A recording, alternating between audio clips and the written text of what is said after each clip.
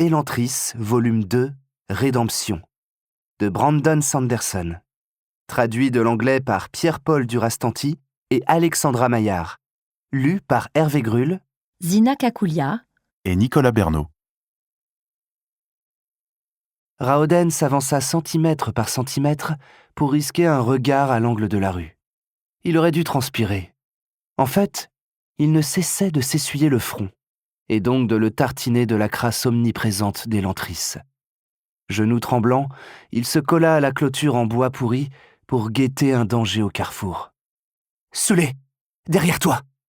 Le prince fit volte-face en entendant l'avertissement de Galadon, dérapa sur les pavés boueux et s'étala. La chute le sauva.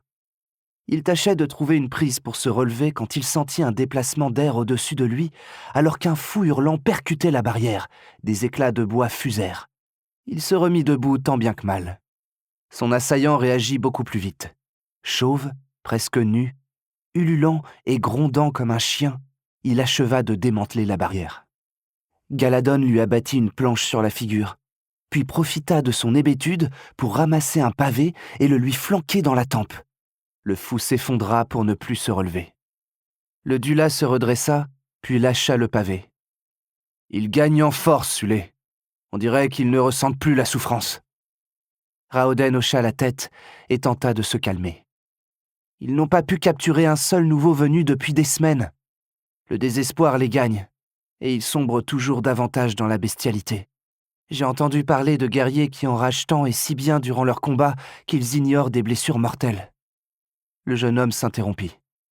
Galadon piquait le corps de l'attaquant à l'aide d'un bâton, pour s'assurer qu'il ne feignait pas. Ils ont peut-être retrouvé le secret ultime qui les préserve de la douleur. Oui, il leur suffit de renoncer à leur humanité. Le Dula secoua la tête et ils repartirent à pas de loup dans le marché d'Elantris, parmi les débris de métal rouillé et de céramique gravée d'Aon qui s'y entassaient. Ces vestiges produisaient jadis des effets merveilleux, pour des prix astronomiques. Ils ne formaient plus que des obstacles à contourner ou enjamber. Marcher dessus aurait produit un concert de crissements et de grincements qui aurait alerté tout le voisinage.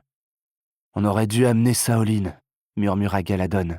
« Non », fit Raoden sur le même ton. « C'est un bon soldat et un excellent compagnon, mais la furtivité n'est pas son fort.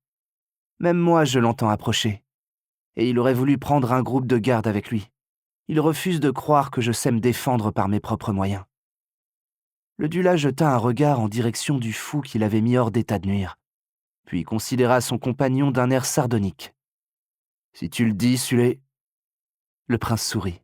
« Bon, j'admets qu'il aurait pu être utile, mais ces hommes auraient tenu à me choyer. Franchement, je croyais avoir laissé tout ça dans le palais de mon père. » Galadon haussa les épaules. « On protège ce qu'on estime important. Si cela te pose un problème, tu n'aurais pas dû te rendre irremplaçable. Colo ?»« Je te le concède, » soupira le prince. « Continuons. » Ils reprirent leur chemin en silence. Le Dula avait protesté durant des heures après que Raoden avait mentionné son plan téméraire, inutile, dangereux et surtout stupide pour le colosse d'infiltrer le quartier général de Shahor et de défier le chef de bande. Mais il avait aussi refusé de laisser le jeune homme y aller seul. Le prince savait que tous les qualificatifs employés par son ami étaient justifiés. Ces sauvages les démembreraient sans y réfléchir à deux fois, sans même y réfléchir du tout, vu leur état mental. Mais au cours de la semaine passée, ils avaient encore tenté par 3 fois de s'emparer du jardin. Les gardes de Saoline collectionnaient les blessures et les sbires de Shahor semblaient de plus en plus violents. Il secoua la tête. Si sa propre troupe gagnait en nombre, ses partisans restaient diminués, alors que chacun de leurs ennemis manifestait une force terrifiante, nourrie par sa rage et les qualités physiques d'un guerrier. Ses fidèles n'allaient plus pouvoir leur résister bien longtemps.